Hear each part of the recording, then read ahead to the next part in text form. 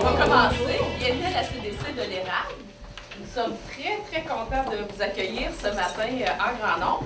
Je me présente, Julie Rondeau, je suis agente de soutien et de formation à la CDC de l'Érable, la Corporation de développement communautaire de l'Érable, et je vais animer la conférence de presse ce matin. C'est mes trois chers collègues ici dans le projet qui nous présenteront le projet. Donc, Roxane Huard de AZ Communication et événements. Bonjour. Bonjour. Monsieur Lapierre, ça va faire rire, non? Yves Lapierre, coordonnateur de la CDC de l'Érable. Et Madame Paula Vachon, parce que c'est les seules fois où on a l'occasion de s'appeler Madame. Qui est agente de sensibilisation sur le projet. Donc, une grosse partie du fruit du travail que vous allez voir ce matin, qui j'ai mis assis sur cette table, sur cette chaise. Alors, on est content de vous accueillir pour le lancement et le dévoilement de la campagne de sensibilisation qui va avoir lieu du 17 octobre au 17 novembre. Pourquoi à partir du 17 octobre? Parce que, comme plusieurs d'entre vous le savez, le 17 octobre, c'est la journée internationale sur la lutte à la pauvreté et contre l'exclusion sociale. Donc, le projet s'inclut très bien dans le cadre de cette journée internationale-là. C'est une campagne sur les préjugés liés à la pauvreté. Donc, ce sur quoi on aspire avec cette campagne-là, c'est d'apporter les citoyens et citoyennes de la MRC de l'Érable à se questionner sur la perception des personnes qui vivent en situation de pauvreté, les préjugés qu'ils ont par rapport aux personnes en situation de pauvreté. Donc, on s'attaque à un gros tabou et un gros morceau de notre société, rien de moins. C'est vraiment un réel plaisir de vous avoir en grand nombre ce matin, parce que ce matin, nous avons des organismes communautaires, nous avons des institutions gouvernementales ou publiques, comme le Centre de santé, un organisme de développement local comme le CLD. Je ne vous nommerai pas tous, je veux juste vous illustrer le Centre local d'emploi. Tu sais, je vois Jean-Saïd qui a fait... Oui, c'est ça. Et les journalistes communication. Pourquoi je nomme? Parce que la pauvreté, c'est l'affaire de tous et de toutes. Et les préjugés qui sont liés à la pauvreté, c'est l'affaire de tous et de toutes. Soit qu'on les entretient, on essaie de les défaire, mais ça appartient à l'ensemble de la collectivité. Qu'on soit... Bonjour! Tu nous as acheté un cadeau? Bon, on va les laisser. Donc, c'est ça, la pauvreté, les préjugés liés à la pauvreté, c'est l'affaire de tous et de toutes, soit en tant qu'individu, en tant que citoyen, citoyenne ou en tant qu'organisation, parce qu'on va tous avoir à côtoyer des gens qui, dans leur vie, seront en situation de pauvreté. Donc, c'est génial de vous avoir ce matin parce que il y en a certaines d'entre vous qui avaient déjà contribué au projet et il y en a d'autres que par la distribution du matériel, vous allez être appelés aussi à contribuer au projet. Donc, c'est vraiment le reflet d'un projet de société. Donc, merci beaucoup d'être ici ce matin pour aider à défaire les préjugés, les mythes liés à la pauvreté. Le projet est financé par la Conférence régionale des élus dans le cadre du Fonds régional de l'Alliance pour la solidarité et l'inclusion sociale du Centre du Québec, le FRAC. C'est des projets qui ont été par MRC.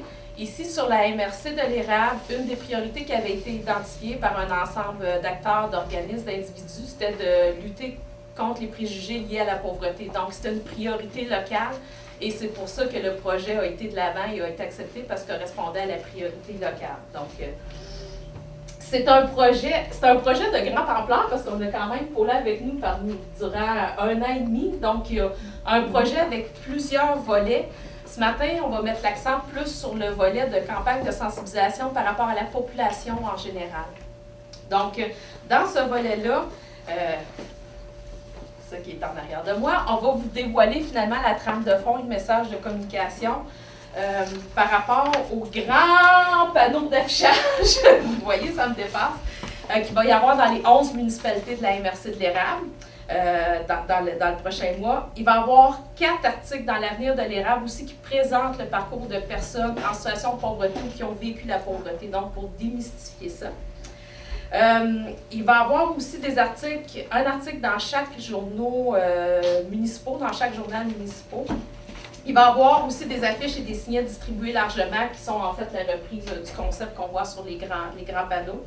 Et il y a aussi 2 pièces de théâtre qui ont été créées par le Théâtre parmi nous, en collaboration avec nous et un ensemble de partenaires, pour sensibiliser les jeunes du primaire et du secondaire et avancer la réflexion. Finalement, hein, je vous en dirai pas plus pourquoi, parce que sinon je vais voler des punches à des personnes qui sont là.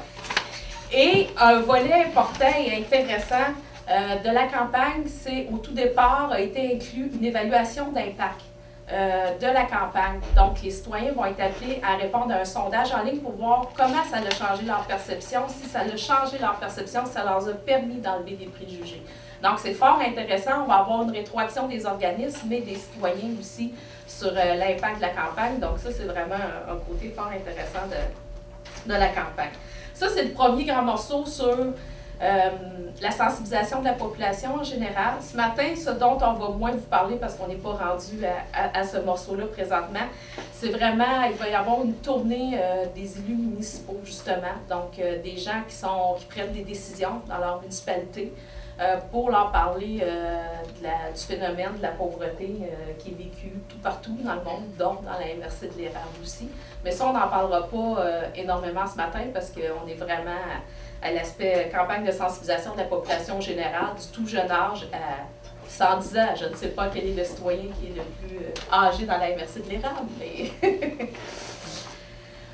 Donc, sans plus attendre, pour présenter cette campagne dont nous sommes fiers, puis vous présenter l'importance de cette campagne-là, et l'angle très original aussi, le beau risque qu'on a pris. Je vais donner la parole à Paula, qui est agente de sensibilisation et qui travaille fort depuis le mois de mars à élaborer ce concept-là avec un ensemble de personnes alentour. Donc, à toi, Paula. Ok, merci, Julie. Alors, je vais commencer par vous parler des conséquences de la pauvreté. Alors, on s'entend au départ qu'on ne choisit pas d'être pauvre. C'est pas un choix. C'est une situation qui survient dans la vie d'un individu et qui va impliquer beaucoup de privations. À partir du moment où on n'a plus financièrement les moyens, on doit obligatoirement couper avec nos activités, avec des habitudes de vie, avec des projets, avec des aspirations, puis avec des gens. Si on travaillait, puis qu'on se retrouve sans emploi, on n'a plus ce réseau. Et si on n'est plus capable de participer aux mêmes activités qu'on avait avant, bien là encore, ça contribue à renforcer l'isolement des personnes qui vivent en situation de pauvreté. En plus des privations, il y a des souffrances. Beaucoup de souffrances qui originent de différentes parts, mais beaucoup au niveau de l'estime de soi. L'estime de soi se construit tout d'abord sur qui on est et la conscience de qui on est, ça c'est un fait, mais aussi dans le rapport que je vais établir avec mon environnement. Donc, cet isolement qui survient à la suite des différentes pertes va donner un coup très dur au niveau de l'estime de soi. On n'a plus les mêmes paramètres, on n'a plus le même regard sur soi parce qu'on n'a plus le même rapport avec la réalité et avec les gens qui nous entourent. Ces souffrances-là, ces blessures-là à l'estime de soi vont générer un stress intense, puis ça devient une menace, autant pour la santé physique que pour la santé mentale. À quoi s'ajoute? Ça, c'est déjà un bon lot à supporter, je dirais, hein? Une grosse adaptation à faire pour une personne qui se retrouve en situation de pauvreté de façon imprévue. En plus de faire face à ces privations et à ces souffrances, il y aura aussi à faire face aux préjugés. Donc, les préjugés, chacun on en porte, chacun on en a des préjugés. Et puis, la journée où la personne se retrouve en situation de pauvreté, elle est, la première, aux prises avec ses propres préjugés. Puis, à devoir rencontrer les gens et rentrer en interaction avec les gens qui ont des préjugés. Et donc, ça ne viendra pas faciliter les rapports et faciliter la création d'un nouveau réseau d'amis, d'un nouveau réseau et de façon à pouvoir réorganiser leur vie d'une façon saine et d'une façon plus agréable compte tenu du contexte. Alors, les préjugés découragent puis affectent encore davantage l'estime de soi. C'est donc très important pour nous, ce projet-là, de travailler au niveau des préjugés, essayer de les défaire, essayer au préjugé, il y a une image qui s'installe dans notre tête, qui accompagne le préjugé. Et cette image-là va se retrouver toujours en interaction dans mon rapport avec la personne que je côtoie. La personne en situation de pauvreté, à cause du filtre que crée le préjugé que j'entretiens, je ne pourrais pas communiquer de façon très objective avec elle. Donc, on essaie on a tenté par le projet d'aborder la situation des préjugés et de la pauvreté d'une façon différente. Parce que socialement, on a tout avantage à abandonner nos préjugés. Parce que de plus en plus, de toute façon, au sein de la population, c'est une part de plus en plus importante de la population qui est affectée ou qui est touchée par la pauvreté. Alors, parce que l'intimidation, parce que l'imagination, parce que l'amour, la dignité, la persévérance et la culture n'ont rien à voir avec le fait d'être riche ou pauvre. Loin des chiffres, la campagne de sensibilisation proposera d'autres images. Plus près de la réalité, elles viennent remplacer une perception que nous avons en général de la pauvreté. Alors, on vous montre. On vous montre, vous voulez vous voir? Oui. Oui, vous avez déjà vu en partie, mais là, vous allez avoir comme des morceaux. Tu peux t'en aller ici. Ah, non, c'est bon. Tu peux aller avec ça va être fini. Fait que là, on va faire comme un dévoilement simultané. C'est comme un feu d'artifice d'image. Alors, 1, 2, 3, go! Merci!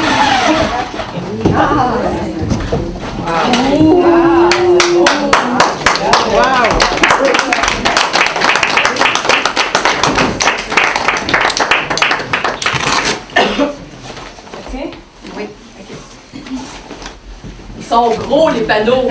Ils vont être visibles sur la route. Particulièrement les 4x8, là.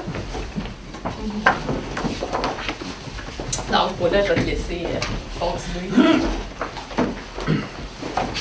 Alors, cette fois, c'est loin des chiffres et loin des statistiques. La campagne de sensibilisation va proposer d'autres images.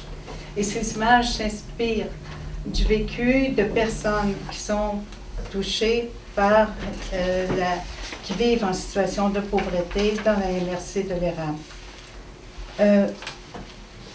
Donc, plus près de la réalité,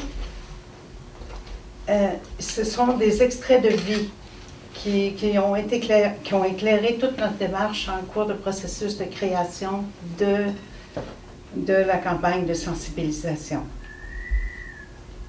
Je remercie les personnes qui ont eu le courage et la confiance, qui m'ont fait suffisamment confiance pour venir témoigner de leur expérience et de leur vécu, et qui sont à la base et la source d'inspiration principale de toute la campagne de sensibilisation. Alors,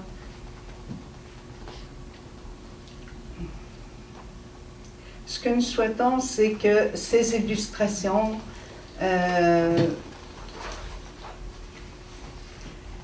nous aident à faire taire les préjugés que nous entretenons et puis qu'elles lèvent le voile sur la force, le courage et la détermination nécessaires pour vivre en situation de pauvreté dans une société où la richesse côtoie la pauvreté. Nous présentons des personnages que nous pourrions facilement identifier à des personnes proches de nous. Donc, ici, il s'agissait d'un ami, d'un fils, d'un frère, d'une fille, ou d'un fils et sa famille, de quelle façon souhaiterions-nous que ces personnes-là soient accueillies dans notre milieu? Changer notre manière de percevoir, c'est aider. Et c'est nous aider collectivement à vivre dans un milieu où la valeur des individus n'a rien à voir avec son avoir.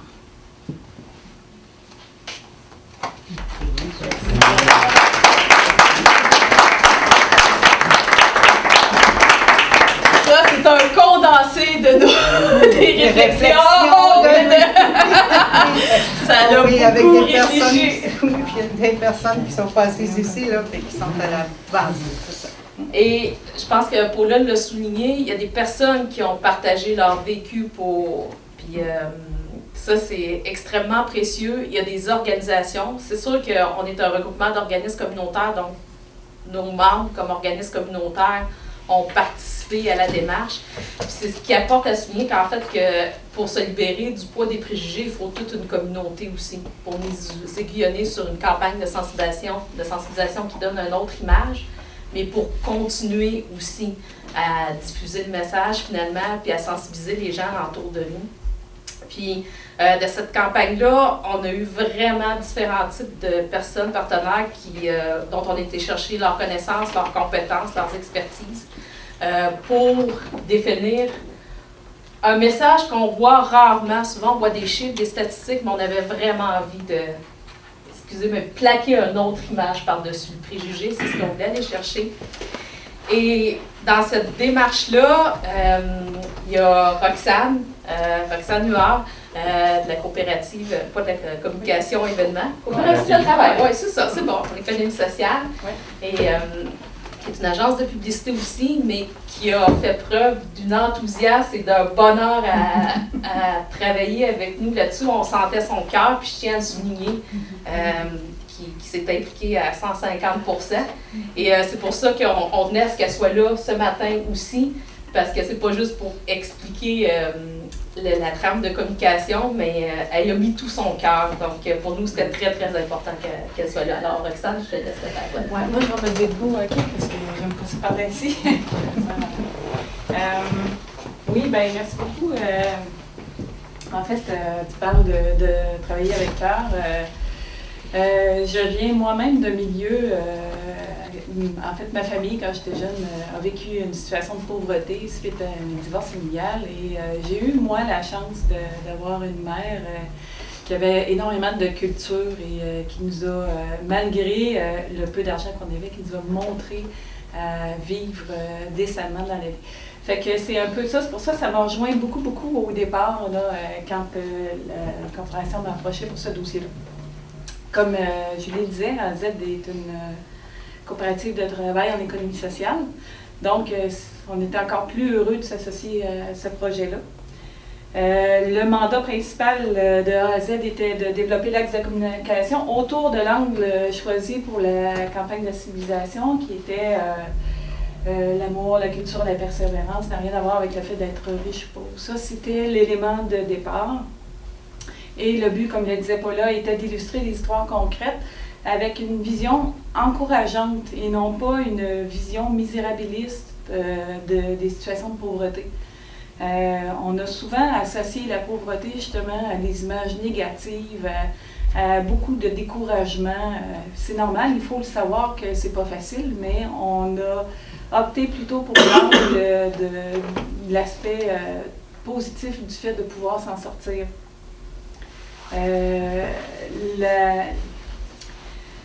Le message et la facture graphique a fait en sorte aussi qu'on voulait susciter de l'empathie puis de faciliter la réflexion, de se mettre à la place des gens qui sont illustrés.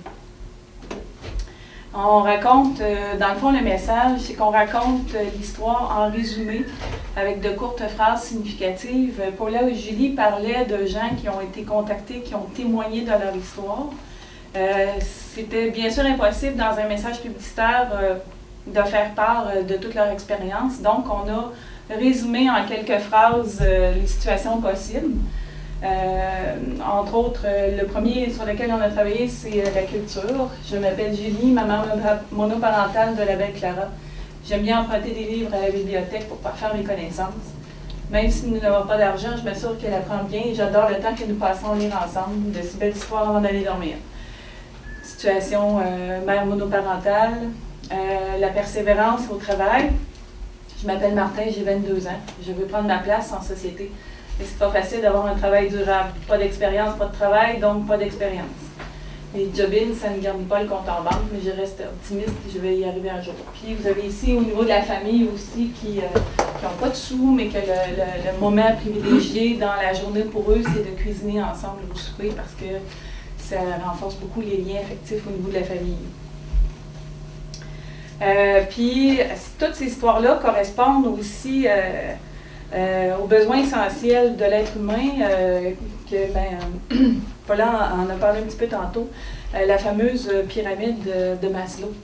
Au niveau des besoins pour la réalisation de l'être humain, qui sont les besoins physiologiques et sécuritaires, avoir un toit, ne pas avoir faim, bénéficier d'un environnement stable, les besoins d'appartenance et d'amour, avoir l'affection des autres, le besoin d'estime de soi, la reconnaissance et l'appréciation d'autrui.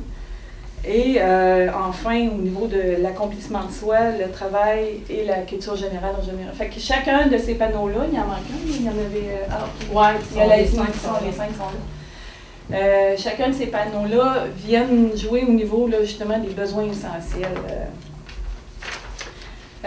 Au niveau graphique, on a fait le choix d'un décor très, très épuré et de mettre en fait l'emphase de faire des plans rapprochés sur les individus qui ont un regard très, très franc de face ou qui sont en situation d'intimité ou d'un moment de vie dans la journée, là, comme je disais tout à l'heure, au niveau de la famille. En résumé, pour terminer, l'axe de communication est décliné en 3 temps, c'est-à-dire l'accroche principale instaurée par le théâtre parmi nous, qui est ce dont on vous a mentionné tout à l'heure, l'histoire très très concrète résumée, et la conclusion qui vient éclaircir définitivement le message qui est de voir les gens au-delà des préjugés, c'est les aider à s'en sortir. Donc c'est vraiment un axe de communication en 3 temps qui vient se finir avec une phrase un petit peu plus percutante. En terminant, j'aimerais remercier le photographe Martin Savoie qui a su vraiment saisir les moments opportuns où, des familles qui ont bien voulu collaborer à la campagne. Merci beaucoup.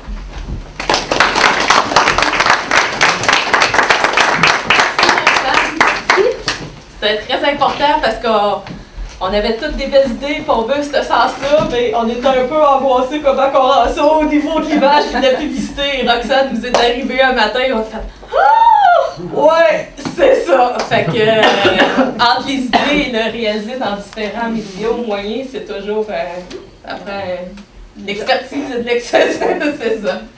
C'est de jongler avec des concepts abstraits pour ensuite les mettre de façon plus tangible. C'est notre boulot. Oui, c'est ça. Donc, ça a été... Roxane a bien ouvert la porte, en fait. Elle a mentionné que l'accroche d'amour n'a rien à voir avec le fait d'être riche, pauvre. Était du théâtre parmi nous. Comme je vous ai dit, le théâtre parmi nous, dans le projet, a écrit entre autres 2 pièces qui sont présentement tournées dans les écoles primaires et secondaires à différents niveaux. Et c'est la phrase qui termine avec des valeurs différentes, mais c'est la phrase qui termine la pièce de théâtre. Nous, quand on a vu ça, on est tombé en amour, on a dit c'est ça le message, puis ça nous est mis la pièce de théâtre. Donc, en fait, pour terminer la conférence de presse, je donnerai la parole à Yves. Il va faire son envolée et son d'enthousiasme, parce qu'il était là au tout départ aussi de la conception du projet sur lequel le droit de vin érable était présent au moment de déposer le projet aussi à la CRI. Donc, on avait envie de lui laisser en partie le mot de la fin pour qu'il nous livre l'esprit du projet et le cœur. Merci, Julie. Alors, bien entendu, la première fois qu'on on a parlé de cette situation-là. C'était dans un grand rassemblement sur la MRC ici. Et comme disait Julie tantôt, la situation a été priorisée en disant, je pense qu'il faut travailler puis lutter contre les préjugés. Alors, ça a sorti comme priorité. Et après ça, on s'est dit, ouais, on a un gros mandat, tu sais. Alors, on a travaillé avec Droit devant Érable, qui connaît très bien la situation de pauvreté parce qu'il accompagne les personnes de cité sociale ou chômeurs, tu sais, qui ont des problèmes, des difficultés. La perspective, c'était de dire, on est des groupes communautaires, mais des groupes d'éducation populaire. Comment on va être éducatif dans ce cheminement-là?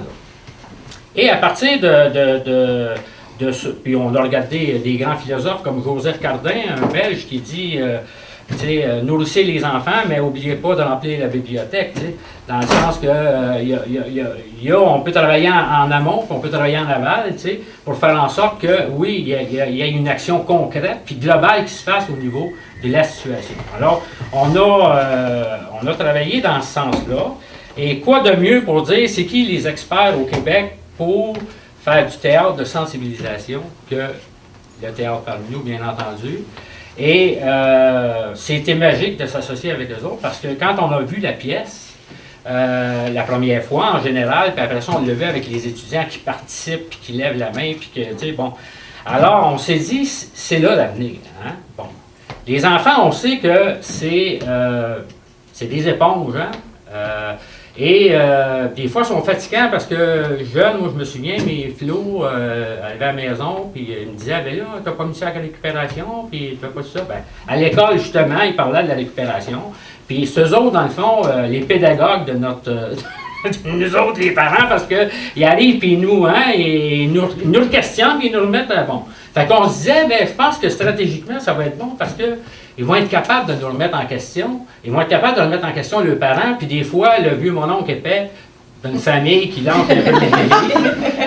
Parce qu'eux autres, ils n'ont pas de fil, puis ils sont capables de y aller. Puis quand ils assimilent de quoi et que ça rejoint leurs valeurs, ils ne lâchent pas de morceaux facilement.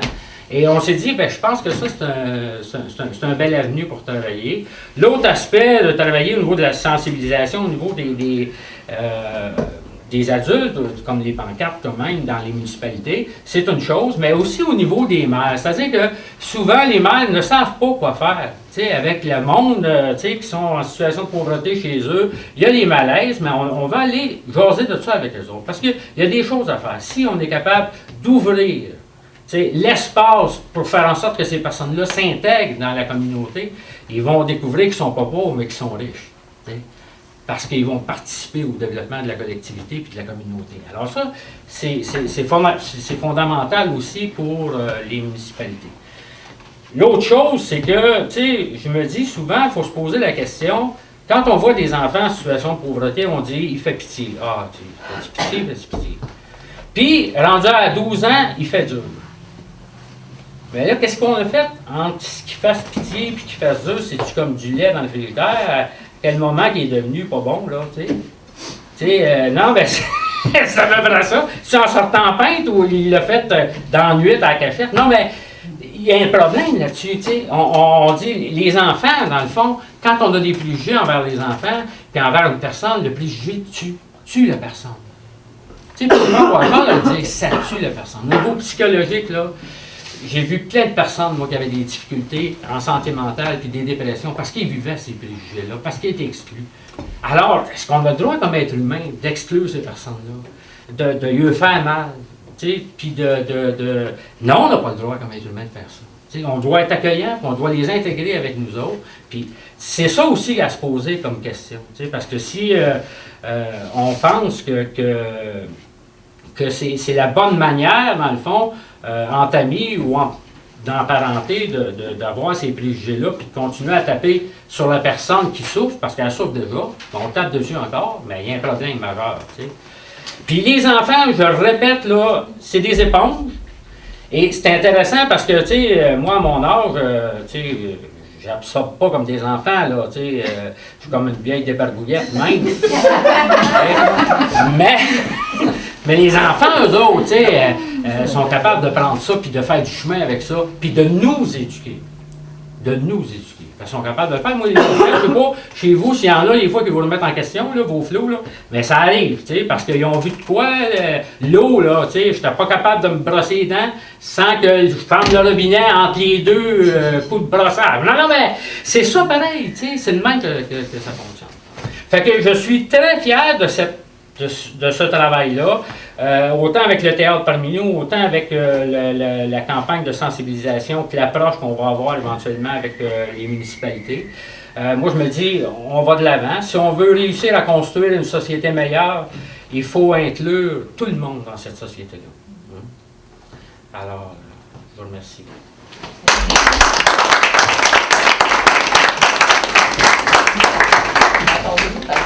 Oui, c'est ça. Alors, merci. Oui, Et pour c'est un point d'exclamation, je rajouterai rien. Je pense que vous avez bien entendu le point d'exclamation. Avant de passer à la période de questions, j'aimerais juste rappeler que le sondage est disponible sur le site de la CDC. Donc, vous allez sur le site de la CDC, la première page, vous cliquez sur le sondage, puis vous pouvez aller le remplir. Donc, vous pouvez même vous-même aller le remplir dès aujourd'hui. Il est disponible en ligne pour avoir votre opinion puis l'effet que ça a sur vous, sur votre perception. Si par hasard vous avez certains préjugés, est-ce que ça l'aide à faire progresser vers une image plus positive? C'est un aspect qui est vraiment... C'est rare qu'on ait le temps d'inclure de l'évaluation dans le projet, donc il est déjà inclus au départ, donc on en est particulièrement fiers. Donc... Monsieur, madame, journaliste. Période de questions. Ben, vous attaquez à peu de gros, hein? Le bouleversement des valeurs, à quelque part. C'est pour ça qu'on a pris les enfants comme complices. C'est plus facile de penser que ça. Ben oui! Oui.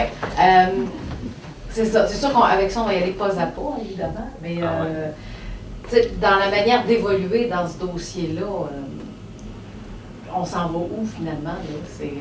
On ne peut pas dire qu'on va vivre dans une société qui n'aura plus jamais de préjugés. Hein? Non, je pense que, écoute, là, je ne suis pas sûr que si on met un thermomètre là, après notre campagne, là, que bon. Mais moi, je me dis, ce qui est important, c'est de semer, dans le fond, ce message-là, ces discussions-là. Aujourd'hui, là, on est peu habitué à confronter des choses. Hein. Là, personne ne se confronte. Comment ça se fait que le vieux mononcle, je disais tantôt, il va dire des niaiseries à Noël, puis personne ne va leur mettre en question. Personne ne va dire, écoute, là, moi, je m'en connais, puis c'est du bon monde, puis c'est des êtres humains. Bon. Fait que c'est clair pour moi que c'est une campagne, quand on travaille avec les enfants puis les adultes, on sensibilise, ça va faire du chou. Je ne dis pas que dans 10 ans, il n'y aura plus de préjugés, là, c'est bon. Parce que les préjugés, là, c'est pas juste envers les sociaux, dans la société, tout le monde a des préjugés sur ça. Bon. Fait que, mais je me dis, faire un bout, faire en sorte que si on est capable d'intégrer, parce que je regardais dans les écoles, c'était assez impressionnant, les jeunes, après ça, ils disaient, oui, c'est vrai que il y en a qu'on met de côté, les jeunes, parce qu'ils sont pauvres. Mais si on est capable de prendre conscience de ça, puis d'intégrer cette personne-là, ça va faire toute la différence. Toute la différence. T'sais. Fait que moi, je me dis, je n'irais pas chiffrer, dans le fond, les perspectives. Mais moi, je me dis, au niveau du cœur de la personne, si on est capable de semer ce message d'espoir-là, ça va faire du chaud. Paula, tu voulais rajouter quelque chose? Comme point de départ, c'est sûr qu'on y va étape par étape. Et puis que l'objectif que personnellement je me donne est très, très simple. Si une jeune femme qui se retrouve en situation de pauvreté, si une jeune femme avec un enfant se retrouve en situation de pauvreté et réussit à garder d'elle-même la perception qu'elle est quand même une bonne mère, ça ira certainement faciliter toute la démarche qu'elle aura à faire pour aller chercher de l'aide au centre local d'emploi, pour conserver et préserver ses liens avec sa famille, avec ses amis, malgré le fait que maintenant, elle n'a plus le même statut. C'est la même chose pour une personne retraitée qui se retrouve en situation de pauvreté après avoir travaillé toute son existence. Bien, si le fait de se reconnaître comme étant digne, si ça aide à préserver sa dignité, ce sera déjà un gros objectif. Pour moi, ce sera déjà un pas de fait dans une autre direction. Juste pour répondre à la question, il y a quelque chose d'intéressant. Cette campagne-là a permis de créer des outils en partie inédits, que ce soit les pièces de théâtre. Le théâtre parmi nous est présent à grandeur du Québec et souvent à l'international aussi dans différents projets. Ça coûte cher d'écrire une nouvelle pièce de théâtre. Là, elle est écrite, créée, scénarisée. Donc, il y a déjà des gens, on a fait des projets pilotes, des pièces sur le côté Arthabasca. Il y a déjà des professeurs qui ont dit « Moi, mais nous autres, on l'a vu aussi dans notre école, tout ça. » Donc, on vient de créer des outils fort intéressants. C'est la même affaire, la campagne. On est en lien avec d'autres régions qui travaillent liées à la pauvreté parce que ça descendait quand même d'un plan national aussi. Ils sont très intéressés aux outils qu'on a. Il y a cette notion-là aussi de, comme disait Yves, statistiquement, quel bout qu'on va pouvoir faire, on ne sait pas. Mais on sait que présentement, on a le feedback et le feeling que ces outils-là vont faire un tour dans d'autres régions au plan national. Puis ça, c'est super quand on peut réutiliser des outils puis qu'on est dedans, qu'on a réussi. Fait que on se doute très bien que l'impact ne sera pas juste MRC érable.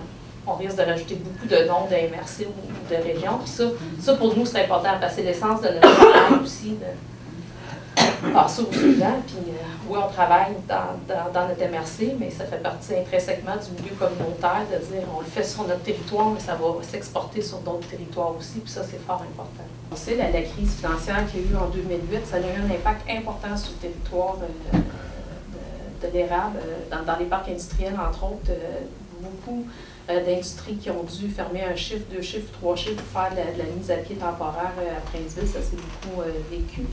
Et je le dis parce que ça vient illustrer un phénomène qu'on vit de plus en plus, puis c'est pour ça qu'on mettait une famille d'avant aussi, que vous allez le voir dans le parcours de vie. C'est-à-dire deux parents qui travaillent soit à temps plein pour salaire minimum ou un seul parent qui, pour n'importe quelle raison, travaille uniquement et à salaire minimum n'arrive pas à répondre aux besoins de base. Quand on parle des besoins de base, c'est nourriture, logement, payer son électricité, payer les frais de communication, avoir les lignes fixes, tout ça. Là, je ne parle pas au niveau de l'érable, mais au Canada, le nombre de familles qui ont augmenté, qui sont dans cette situation-là, qui n'arrivent plus à couvrir les besoins de base essentiels matériels, ça a augmenté de 8 % depuis la crise de 2008. Fait qu'on le voit que les inégalités augmentent, d'autant plus, donc c'est important, on le disait tantôt, la pauvreté touche de plus en plus de personnes, et quand il arrive des crises financières, on voit que le phénomène s'accentue. Donc c'est ça aussi, là, c'est quand on dit aux gens, même si les deux parents travaillent, ça se peut fort bien que la personne va devoir aller au panier de distribution alimentaire qui sont vides, c'est ça. Donc ça aussi, ça choque, ça surprend tout ça, mais je pense que c'est un élément très, très important qu'on voit surgir présentement qui est très questionnant. Pas à travers tout ça, juste à travers ça qu'on va y répondre, mais ça démontre l'importance de la campagne. Ce n'est qu'un début, puis il y en a d'autres qui vont prendre la balle au bord dans d'autres territoires, qui vont continuer. Il y a des campagnes qui se font très intéressantes ailleurs aussi au Québec. Tout un peu en train de se mettre en réseau. Merci beaucoup à tout le monde. Merci.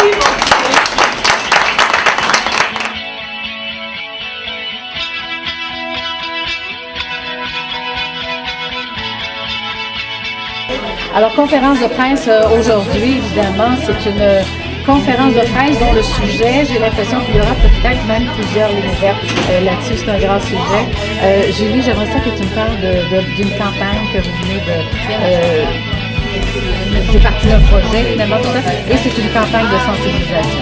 Oui, exactement. C'est une campagne de sensibilisation pour inviter les citoyens et citoyennes de la MRC de l'érable à réfléchir sur la perception qu'ils ont des gens en situation de pauvreté, les préjugés qu'ils ont, de ce que souvent on va dire les pauvres.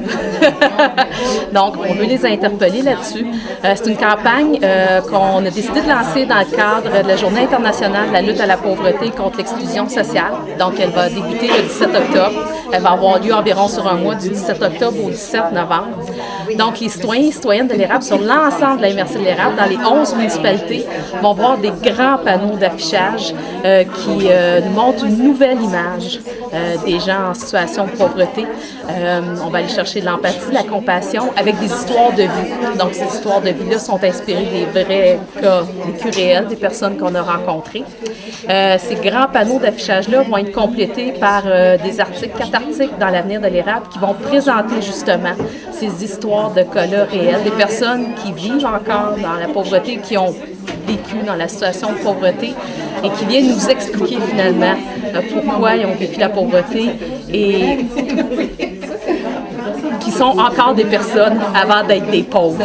Ben, c'est ça. On veut éliminer les préjugés pour que les gens reviennent à avoir du respect pour eux, de l'estime de soi. C'est ça, on veut sauver en même temps la santé mentale d'une population. Exactement.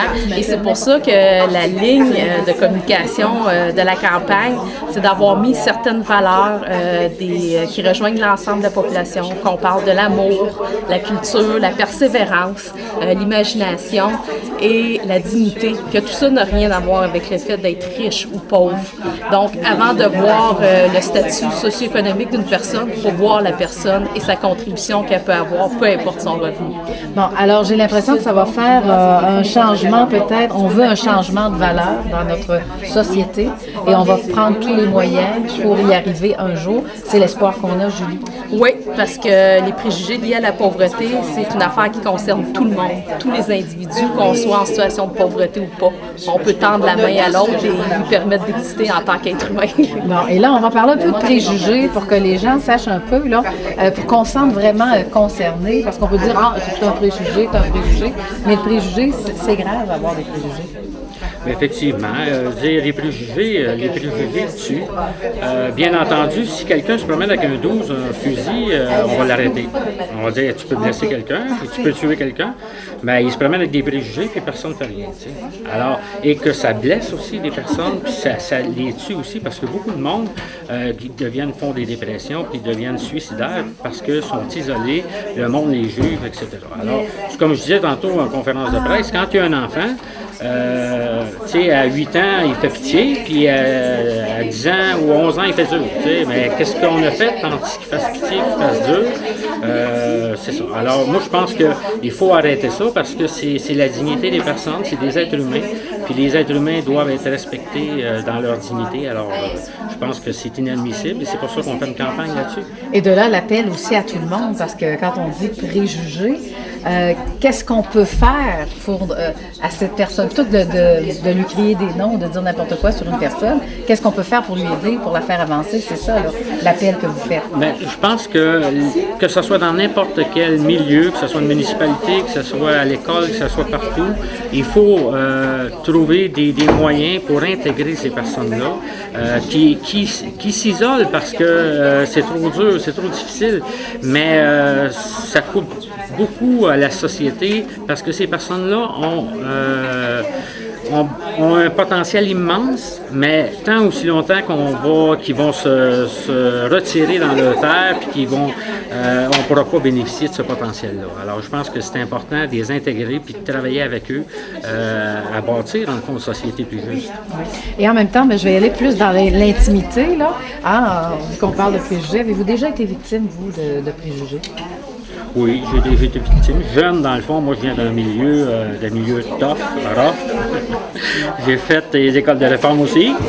Alors, c'est sûr que tout le monde avait des préjugés un peu contre moi parce que j'étais rough, j'étais tough, mais ça ne m'a pas aidé. Ce qui m'a aidé, c'est les personnes, justement, qui m'ont tendu la main, qui m'ont dit, écoute, on croit en toi, puis qu'on est capable de faire un bon bout de chemin et de développer mon potentiel, parce que si ça avait été juste des personnes qui avaient des préjugés, je serais possiblement juste en prison aujourd'hui. Là. Alors, les personnes qui vous ont aidé, ça a permis à faire que Yves, ce qui est devenu aujourd'hui? Bien, effectivement, c'est sûr. Alors, on a une autre belle preuve. Julie, victime de préjugés déjà? Je crois que j'ai été relativement chanceuse dans ma vie. Par contre, je pense que c'est un des plus beaux cadeaux que mes parents m'ont donné lorsque j'étais jeune.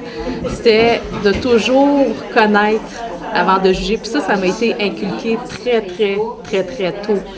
Et je pense que c'est ça, une des parties de la ligne de communication, c'est de justement, c'est voir les gens au-delà des préjugés, c'est les aider à s'en sortir, c'est de nous-mêmes enlever nos œillères.